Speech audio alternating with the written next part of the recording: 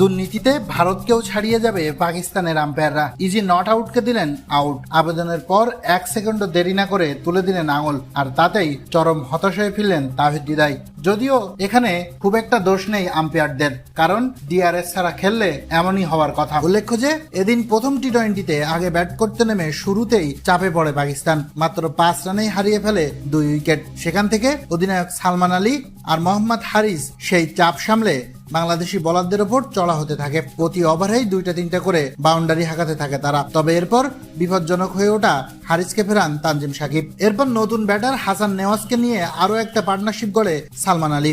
সেই সাথে অধিনায়ক সালমান আলী আগা তুলে নেন হাফ সেঞ্চুরি। তখন মনে হচ্ছিল আজ 250 রান করবে পাকিস্তান। তবে পরপর 2 উইকেট তুলে নিয়ে উল্টো পাকিস্তানকে কিছুটা চাপে ফেলে বাংলাদেশ। তবে শেষ দিকে শাদাব খানের দুর্দান্ত ইনিংসে ভর করে 201 রানের বিশাল সংগ্রহ পায় পাকিস্তান। শাদাব 2 রানের জন্য 50 করতে পারেননি। বাজে ফিল্ডিং, ক্যাচ মিস সব মিলিয়ে ইনিংস শেষে বেশ বিরক্তি প্রকাশ করেন লিটন দাস। সেই জবাবে ব্যাট করতে নেমে বাউন্ডারি হাঁকিয়ে ভালো শুরুর আভাস দেয় তানজিদ তামিম। তবে বোলিংয়ে এসে ইমনকে আউট করে উল্টো চাপে ফেলে হাসান আলী। এরপরেও দারুণ ব্যাটিং করতে থাকে তানজিদ তামিম। তবে আবারও বোলিংয়ে এসে বিপদ বাড়িয়ে তোলে হাসান। এবার বোল করে তানজিদ তামিমকে।